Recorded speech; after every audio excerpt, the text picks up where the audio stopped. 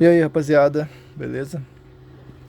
Nesse vídeo aqui, cara, eu quero explicar melhor do que eu falei lá no último vídeo, onde eu dou minha opinião lá sobre se o volante queima ou não queima. Se você girar ele com a placa desligada, né? Eu vou explicar praticamente o óbvio aqui nesse vídeo, né? E refalar o que eu falei lá, cara. Mas é porque tem fanboy, cara. Tem fanboy de relé, tem fanboy de filamento, tem fanboy de político, de tudo, cara. Então qualquer coisa que você discorda na internet vai vir um monte de gente te xingar. E aí tem três tipos de pessoa. Tem o hater, que ele só vem pra te xingar mesmo. Tem as pessoas normais, que graças a Deus é a maioria de vocês. E tem as pessoas que também te endeusam, sabe? Que acha que qualquer merda que você fale é o certo e ela te segue. E aí eu tenho medo, cara, dessas pessoas me seguirem e na verdade eu tô falando merda. E aí dá merda pra elas e aí depois vão me culpar, entendeu? Então eu já vou me adiantar aqui. Eu vou repetir o que eu disse lá. Eu não tenho certeza, cara. Tanto é que naquele vídeo eu falo, quando eu tiver uma placa sobrando aqui, eu vou fazer o teste, né? E porque tem que estar sobrando a placa, cara, porque eu não vou botar minha mão no fogo por nenhuma empresa. E é basicamente isso que eu falo lá. Então, se eu vou testar a placa e tem que estar sobrando porque eu tenho medo de queimar, é porque eu não tenho certeza. Achei que isso tinha ficado óbvio, mas tem, sabe, tem aquela pessoa que ela tem tanto neurônio na cabeça, ela é tão inteligente que às vezes a bagaça ela entra em conflito. E aí ela vira hater e vem te xingar nos comentários. Acho que é isso que acontece, cara. Na verdade eu queria falar, eu queria meter o pau aqui, mas eu já tô tentando gravar esse vídeo umas 5 vezes e eu sempre invoco o Nando Moura e o Felipe Neto do Velho Testamento. E agora eu vou tentar dar uma maneirada aqui porque, né, isso, ser o Nando Moura e o Felipe Neto não vai dar muito certo, cara. Mas, enfim. E então, rapaziada, eu não tenho certeza, eu quero testar isso daqui, mas vamos fazer isso na hora certa. Enquanto isso, o que eu recomendo pra vocês? Tá com medo? Quer ter um seguro? Faz, cara, bota o relé, cara. Mal não vai fazer. Pode ser desnecessário, mas não vai fazer mal. Por que eu acho que não queima? Primeiro, uma vez eu tava sentado vendo uma série do lado do volante que eu tinha, e eu fiquei lá girando o volante lá e gira pra lá, gira pra cá, enquanto tava vendo a série. Ficava dando uns puxão só pra ver a placa ligar no escuro, entendeu? Não sei como que a minha mulher me aguenta. Sabe aquele cara chato que fica mexendo nas coisas, não consigo ficar quieto? Esse sou eu. E aí a placa queimou? Não queimou, cara, não queimou. Só que aí eu tava pensando, né? Todas as placas que eu compro é a de 56 volts. Eu nunca comprei a de 24. Então pode ser que a de 56 ela tenha uma margem de segurança a mais, que na verdade é por isso que eu compro. Na minha cabeça ela tem uma margem de segurança a mais, é melhor comprar ela, porque é quase o mesmo preço. E então talvez seja por isso que não queimou. Eu sou muito sortudo também, pode ser. Então o que eu quero dizer com isso tudo é que usem o relé, cara. Eu não tô impedindo ninguém de usar, cara. Se tu acha que é necessário, usa aí, cara. Não vai ter problema nenhum. E segundo ponto, por que eu acho que não queima? Porque, cara, quando eu tô projetando, por exemplo, esse pedal aqui, eu tô refazendo ele lá, é o seguinte, eu acho que os engenheiros dentro de uma empresa grande devem pensar parecido também. Quando eu tô projetando, eu penso que eu tô fazendo isso daqui pra pior pessoa do mundo usar. Eu tô pensando no balofo de 300 kg que vai pisar nisso aqui com tanta força que vai afundar o chão. E aí o que eu faço? Eu já me previno de possíveis problemas. Eu já sei que as pessoas não vão usar com cuidado, elas vão fazer, eu vou escaralhar tudo, entendeu?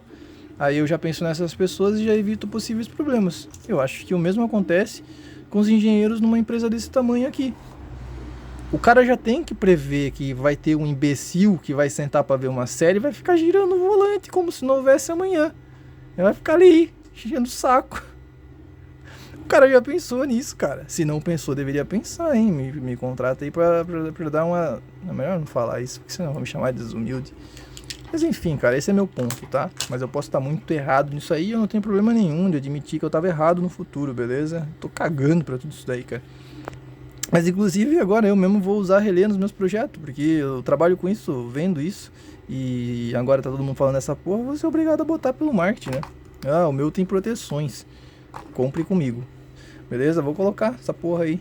E outra coisa que eu queria falar, cara, é sobre esses módulozinho relé aqui. Eu fiz um vídeo aí falando mal deles.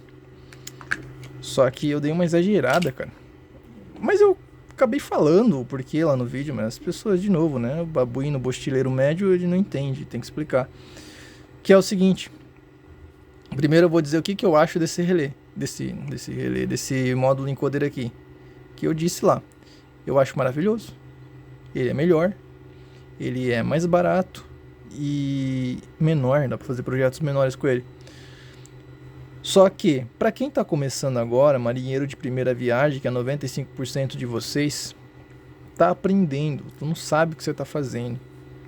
E isso aqui, cara, se tu montar 1 milímetro fora de posição, o volante dá um monte de BO, não dá batente, fica frenético o volante, fica uma... Meu Deus do céu, cara, é tanto problema.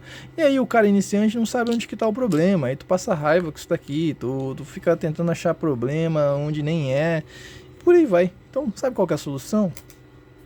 Isso aqui, mano. Ó, bota isso aqui, acabou a história. Isso aqui, ó, não tem erro. Tu encaixa lá, acabou. Só não usa engrenagem com ele, tá? Porque engrenagem não é feito pra isso aqui. E agora eu vou ganhar hater da engrenagem também, porque não pode falar mal de nada. Engrenagem precisa ter folgas para trabalhar corretamente. Se ela não tiver folga, ela vai criar folga. E folga não pode ter aqui. Então, né, meio que é óbvio, mas tem que explicar. Então, use isso daqui. Isso aqui, ó, é para quem tem impressora 3D, para quem sabe modelar, para quem sabe dos possíveis problemas, para quem sabe o que está fazendo.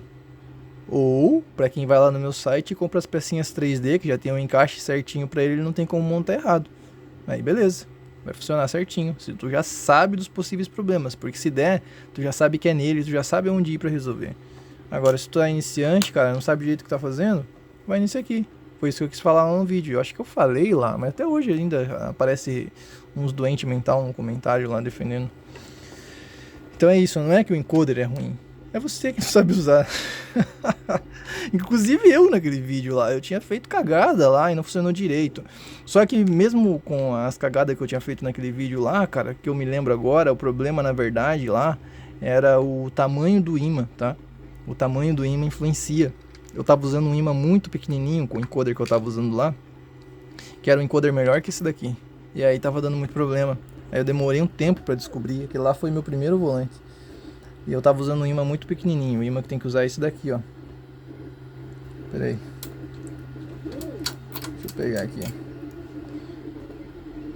Ó, é esse daqui, ó, esse redondinho ali.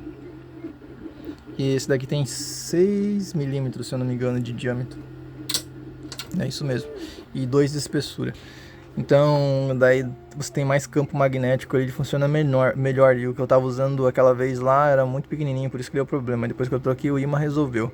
Aí algumas pessoas foram nos comentários, falaram que era por causa do sistema de polir correia que eu tinha feito lá. Mas nem era isso daí. Eles também estavam causando um pouco de problema, porque é difícil de sincronizar direitinho quando a correia não é dentada. Mas não, o problema principal lá era o ímã mesmo. Aí eu meti o pau em tudo lá, né? Só que aquele vídeo tá exagerado. Então, na verdade, o que eu quis passar era isso. Isso aqui é ótimo pra quem sabe usar e péssimo pra quem ainda não sabe. E acho que era isso, rapaziada, que eu queria falar. Esse pedal aqui, eu tô atualizando ele lá. Queria vender o STL, quando eu posto isso aqui, cara, é um monte de mendigo de STL pedindo. Os caras de graça, né? Mas também tem os caras normais que sabem que a gente precisa de dinheiro. E aí eu queria vender, cara, só que o problema é que é garantido que vai vazar na internet, né? Os pirateiros só estão esperando. Aí é foda, cara, eu não tenho vontade de vender, mas só se eu soubesse que ia vender muito logo de cara, aí compensaria. Mas não sei, cara, vamos ver aí mais pra frente. Qualquer coisa chama aí se tu tiver interesse. E vou vender pronto lá, né, como uma versão mais barata daquele de metal que tem lá no site, que é bem caro. Esse daqui vai ser uma versão mais barata.